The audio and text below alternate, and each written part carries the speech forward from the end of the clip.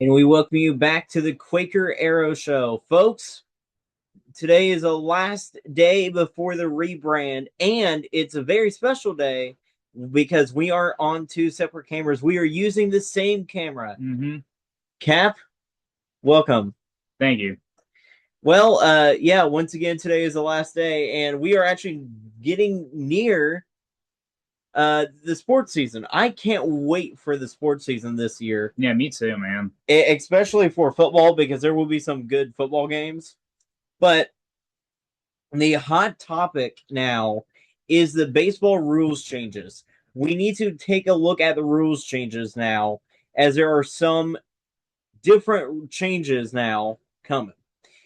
It says beginning next year, the high school baseball teams will be given the option to use an 18-inch first base or the double first base. The with the larger base is presented as an as a The like as an alternative to the alternative. yeah to the previously mandated double first base, which goes into effect in 2027. The larger first base option was one of seven rules changes recommended by the NFHS Baseball Rules Committee as at its meeting last month in Indianapolis. Yeah, there are some really interesting changes. So another one is one-way electronic communication will now be allowed from the coach to the player and or the catcher for the purposes of calling pitches. So now the coach can have interactions now with the catcher or the pitcher. I can't wait to see that take action. I mean, that's going to be really awesome. And then the bat certification that was addressed with USA Baseball, like you can now have there will be an additional class or of permitted non-wood bats. Bats that are not made of a single piece of wood shall meet either the with the USA Baseball batted ball coefficient of restitution, like of 0.50, or the USA Baseball bat performance standard -4, -5, or -6. Bats must be labeled with a silk screen or permanent certification mark. And there are some other ones too. Like, for example, eye shade must be a solid stroke and not include words, numbers, logos, or other symbols within the eye. And something cool. This is kind of taken from MLB, and I know Cap, you will like this rule. When using a tiebreaker to end a regulation, just like which is extra innings, an option is now available to start each half inning with a runner on second base. Like the runner would be the last scheduled batter in that respective inning, half inning. So that would mean, for example, if it is a semi-state game between like in 3A with Sullivan and another team, that would mean We're still 2A in baseball. this year. Yes. I'm We're only pretty 3A in football. football and basketball. Hmm. Didn't know about basketball, but Yeah, but yeah, but yeah, but so so with that, so I would assume that Sullivan's gonna be 3A then, like a baseball. yeah, could see that. Yeah, but if it's like 3A semi-state, for example, like if it's tied bottom of the eighth and Sullivan has a runner on base, because of that new option, Sullivan base it, wins the game. So that could easily make the games a lot quicker, like in extra innings. Yeah, I could see that too. Which I honestly like that rule. Me too. Yeah, that rule is gonna be awesome. Yeah, yeah, that's the baseball. Yeah, that's baseball. That's baseball rules changes. Yeah, we're getting ready to head into football season. Who are you watching for this year? Oh man, that was Sullivan, man. Got to go with my alumni. Yeah. They're gonna have Clark French, Xander Friels, is Xander Farrow. Man, they're gonna be pretty good, man. Yes. Yes. Yes. I think. Yes. I don't think Sullivan's gonna make it out of sectionals like in football, but basketball is a whole different story. Yeah, especially with the new head coach under Joey Davidson. So I've been telling people too, Cap, but I've been telling people, but Sullivan is going to be like the major underdog. But Sullivan's going to be the major underdog, like in 3A, like for basketball. I wouldn't say entire 3A, but maybe the sectional. Yeah. Yeah, definitely. Yeah, definitely. Now I say entire 3A because if you look at it, like from the Charlie Hughes tournament, uh, we ended up seeing Sullivan take it to Addicts, and an Addicts is a really good team. Like in 3A, yes, Sullivan lost, but they still did really good that game. Mm-hmm. So, but yeah, so. Yeah, I can't wait for a football season. Indeed, let's see here. Like the teams to watch for in my mind.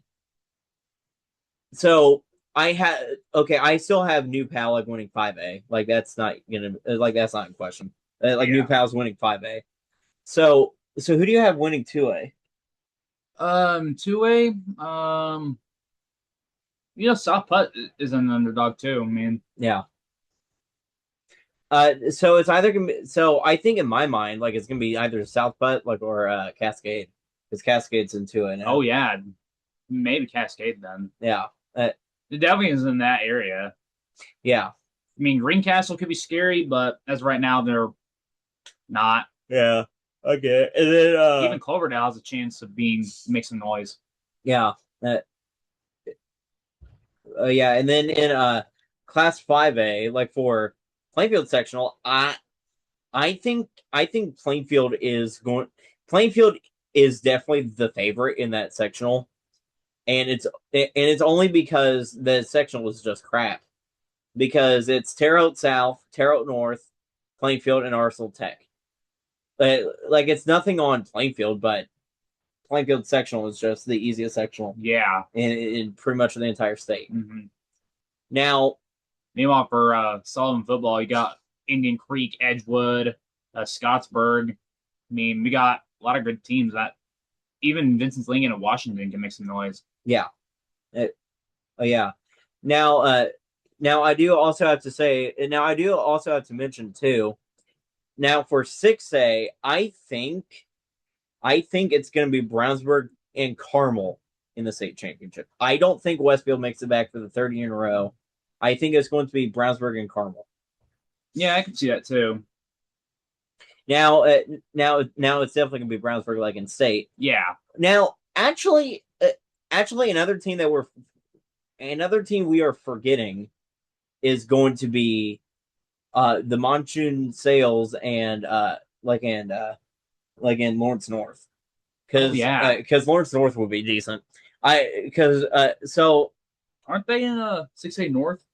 No, 6A South. Oh, but in week one, it's going to be Lawrence North and Brownsburg. Like that's going to be one heck of a game. I know. Let's talk about some college real quick. How about the duo from Brownsburg? So how about the top two receivers in the entire state right now going to IU when they graduate? Brandon Sharp from Brownsburg and Monsoon Sales from Lawrence North. As a Boilermaker fan, I'm mad about it. As a Boilermaker fan, I mean, they deserve. I mean, good on them for going to Indiana. I mean, I just think they'll be better Boilermakers. Help get them back in the Big Ten. Help them win a Big Ten game. Oh yeah, definitely. Yeah. So. So now that was all the sports stuff. So now let's talk about what. So here's what to expect in the next in the next show, which is going to be the Quaker Night Era show. And this time, Quentin Gill will be our other co-host.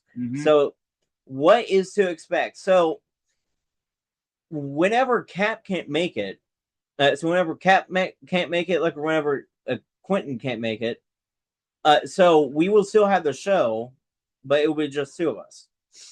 But when all three of us like are together, like all so what we're gonna do like is we're gonna talk to guests like and just talk sports. Like one of the guests I can't wait for like is Rob Gibson. Rob Gibson is the next not the next, but is the head coach at Avon for Avon football. Harden, Coach Harden from Northview, like the baseball coach. Yeah, that's the one I'm looking forward to. Yes. I'm gonna try to get Coach Magea from Mooresville, like the Mooresville head coach, on there. I tried to get Tony Steimel, but he unfortunately declined. Yeah. I can't. I don't know when. I think Hudson Devon like is supposed to join like the Quaker Night Era show. Well, he originally was for the Quaker Era show, but we could possibly see that. Yeah. Then we are doing something different now. There will be a few times this like in the show where we have a college version of it. So for the college version, I will be talking about Indiana Wesleyan because of course that's my favorite college. So Cap here will be talking about like Indiana State because he's going to Indiana State. It's a ISU Cup. Yeah. He's going to ISU. Yeah, he's going to be the men's basketball manager. I can't wait to see that. And then Quentin Gill, I don't. Wait, do you know what college he's going to be talking about? Oh, he originally told me he was wanting to go to St. Mary of the Woods in West Terre Haute, but he told me he's not going there anymore. Yeah, so I don't know. Yeah, I don't know.